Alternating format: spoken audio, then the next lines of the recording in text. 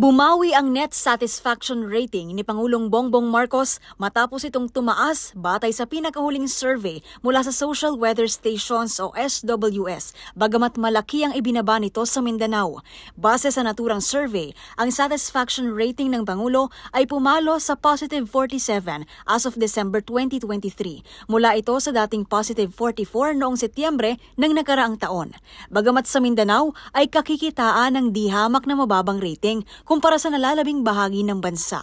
Base sa survey, bumaba ng 12 puntos ang net satisfaction rating ng Pangulo sa Mindanao.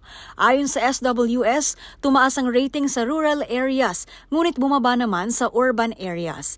Dagdag pa ng SWS, mas mataas ang satisfaction rating ng mga respondent na hindi nakapag-aral o hindi nakatungtong ng kolehiyo at bumaba naman ang rating ng Pangulo sa mga respondent na nakapagtapos sa kolehiyo.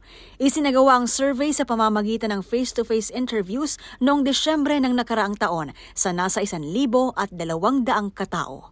Para sa MBC TV Network News, ito si Pamela Adriano. Sama-sama tayo, Pilipino.